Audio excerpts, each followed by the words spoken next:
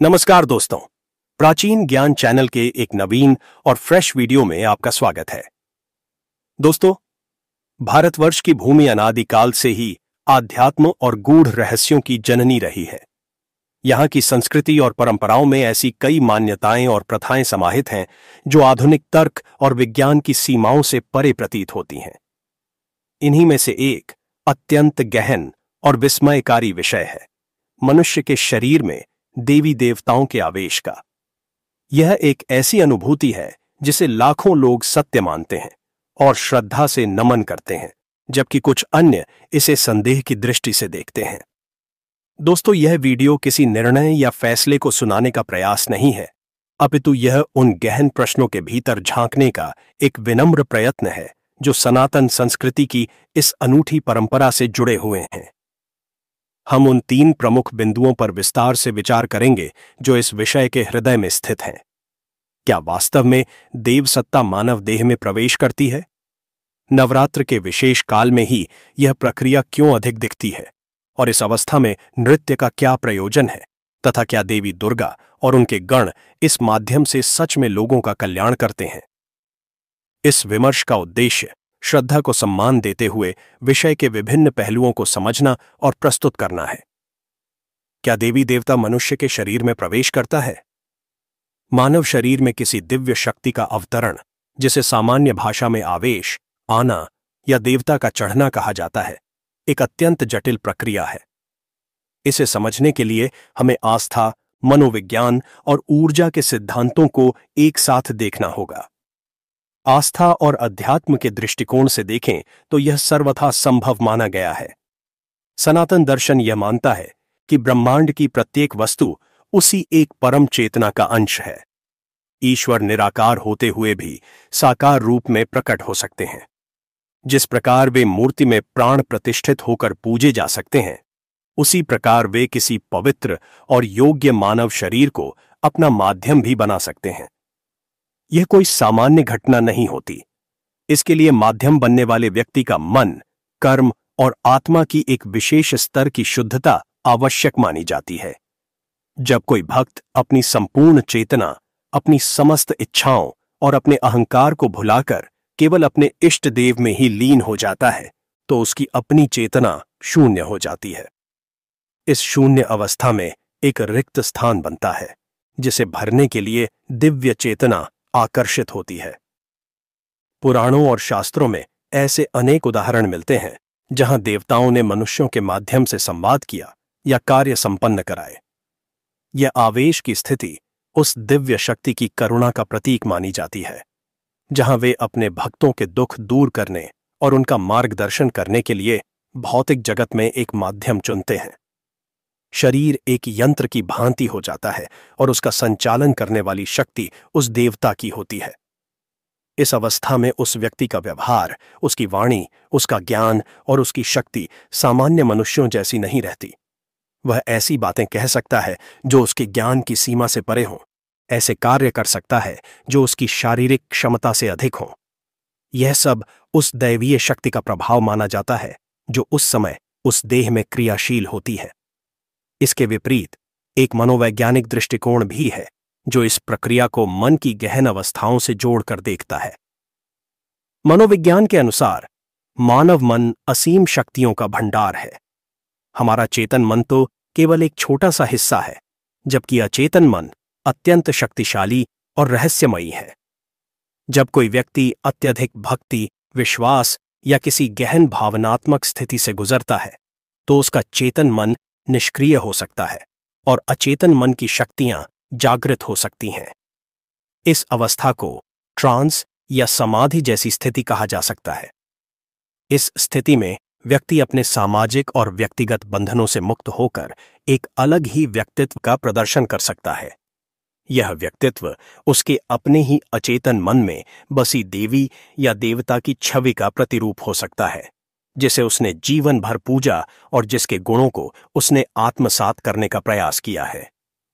इस दृष्टिकोण के अनुसार व्यक्ति की अपनी ही दमित इच्छाएं, सामूहिक चेतना से प्राप्त ज्ञान और उसका दृढ़ विश्वास मिलकर एक ऐसी मानसिक स्थिति का निर्माण करते हैं जिसे वह और उसके आसपास के लोग दैवीय आवेश का नाम देते हैं।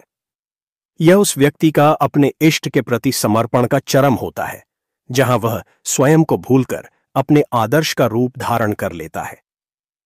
एक तीसरा पहलू ऊर्जा का है। ब्रह्मांडीय ऊर्जा का सिद्धांत कहता है कि सब कुछ ऊर्जा के विभिन्न रूपों का खेल है। विचार, भावनाएं, भक्ति, ये सब ऊर्जा के ही स्वरूप हैं। जब एक स्थान पर बहुत से लोग एक ही भावना और विश्वास के साथ एकत्रित होते हैं, तो वहां एक शक्तिशाली ऊर्जा क्षेत्र का निर्माण होता है।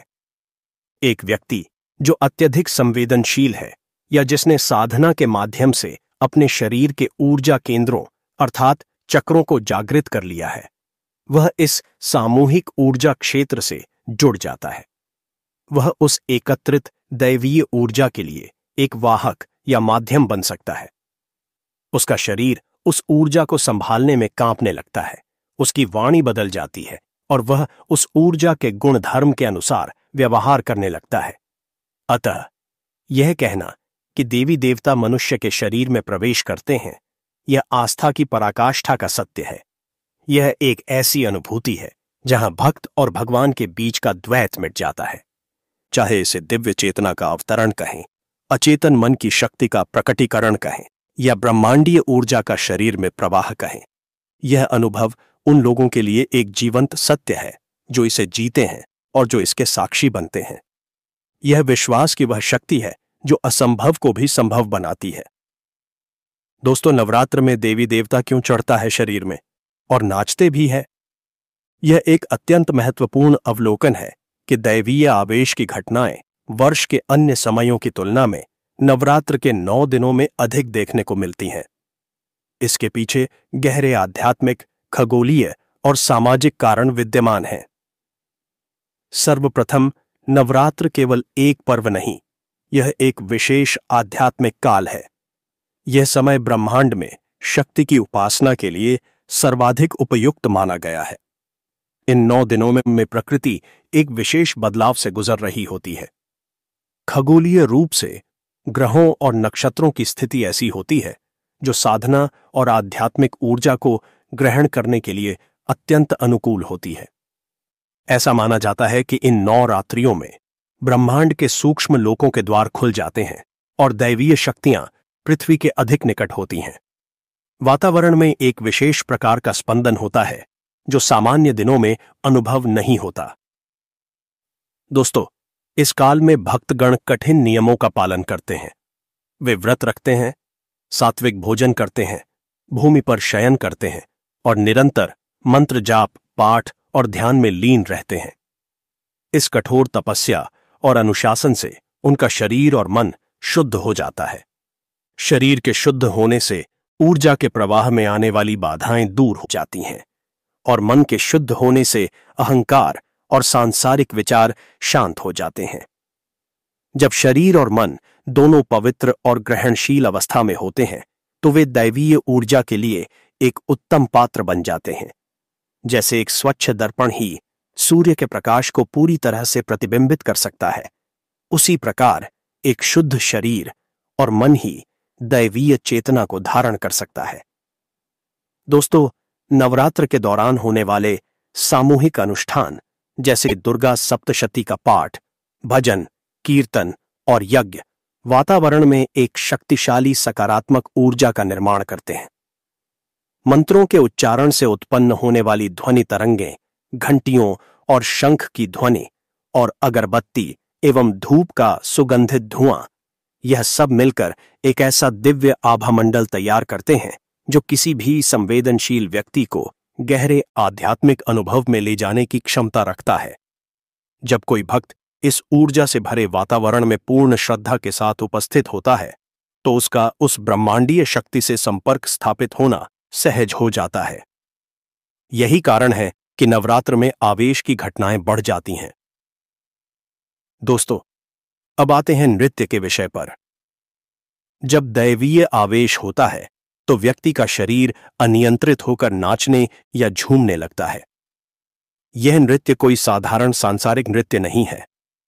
यह उस असीम ऊर्जा की अभिव्यक्ति है जिसे नश्वर मानव देह संभाल नहीं पा रही है। कल्पना कीजिए कि एक छोटे से पात्र में महासागर को भरने का प्रयास किया जाए तो वह पात्र छलक उठेगा। ठीक उसी प्रकार जब ब्रह्मांड की महाशक्ति का एक अंश भी मानव शरीर में उतरता है तो शरीर उस ऊर्जा के वेग को सहन नहीं कर पाता। उस ऊर्जा के प्रवाह से शरीर में एक तीव्र स्पंदन होता है, नस नाड़ियां फड़कने लगती हैं। दोस्तों, नृत्य उस ऊर्जा को संतुलित करने और उसे अभिव्यक्त करने का एक माध्यम बन जाता है। यह उस देवता का आनंद, उनका क्रोध या उनकी करुणा का प्रकटीकरण होता है।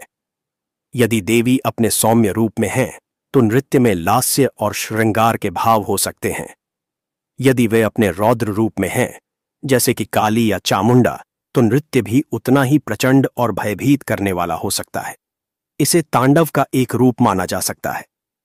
व्यक्ति का अपना कोई नियंत्रण नहीं होता, उसका शरीर स्वयं ही उस दिव्य लय पर थिरकने लगता है। यह नृत्य एक प्रकार का यज्ञ है, जहां भक्त का शरीर समिधा बनकर उस दिव्य अग्नि में समर्पित हो जाता है। इस नृत्य के माध्यम से नकारात्मक ऊर्जाओं का नाश होता है और वातावरण की शुद्धि होती है। यह केवल एक शारीरिक क्रिया नहीं, बल्कि एक गहन आध्यात्मिक प्रक्रिया है जो ऊर्जा के अवतरण और उसके संतुलन को दर्शाती है। दोस्तों, देवी दुर्गा और उनके गण क्या सच में माता को बनकर लोगों की भला करती है? जब कोई व्यक्ति दैवीय आवेश की स्थिति में होता है तो उसे केवल एक माध्यम नहीं, बल्कि साक्षात देवी या देवता का स्वरूप मानकर पूजा जाता है। लोग अपनी समस्याएं, अपने दुख और अपनी पीड़ा लेकर उनके पास आते हैं, इस अटूट विश्वास के साथ कि उनकी सुनवाई होगी और उन्हें समाधान मिलेगा। यह विश्वास ही इस पूरी प्रक्रिया का आधार है। इस अवस्था में माध्यम के द्वारा जो कल्याणकारी कार्य किए जाते हैं वे अनेक प्रकार के होते हैं। सबसे प्रमुख है मानसिक और भावनात्मक उपचार। आज के युग में अधिकांश लोग किसी न किसी प्रकार के तनाव, भय या चिंता से ग्रस्त हैं। जब वे उस दिव्य स्वरूप के समक्ष अपनी व्यथा सुनाते हैं तो उन्हें एक गहरा मनोवैज्ञानिक संबल मिलता है। उन्हें यह विश्वास होता है कि उनकी बात सुनने वाला कोई साधारण मनुष्य नहीं, बल्कि स्वयं जगदम्बा है। यह विश्वास ही उनकी आधी पीड़ा को हर लेता है।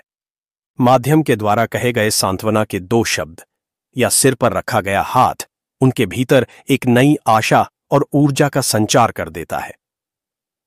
दोस्तों, कई बार माध्यम के द्वारा कुछ उपाय बताए जाते हैं, जैसे कोई विशेष पूजा करना, दान देना या किसी मंत्र का जाप करना।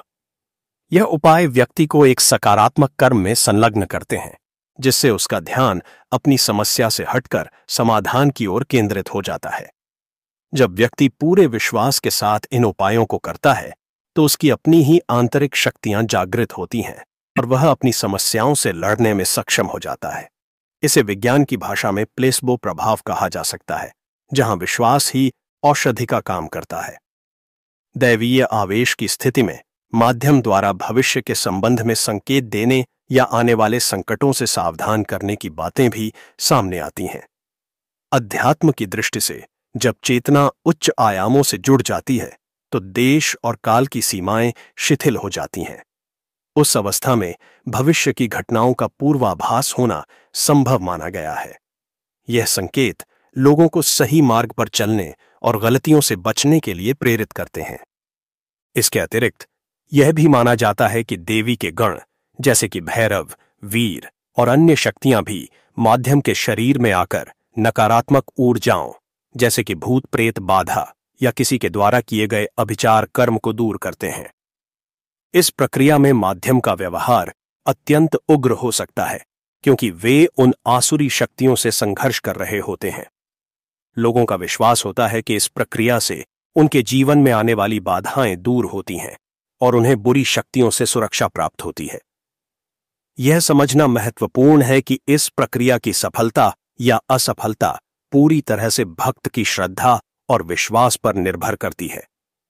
जिसके मन में संदेह होता है उसे कोई लाभ अनुभव नहीं होता, किंतु जो पूर्ण समर्पण और विश्वास के साथ आता है उसे चमत्कारी परिणाम देखने को मिलते हैं।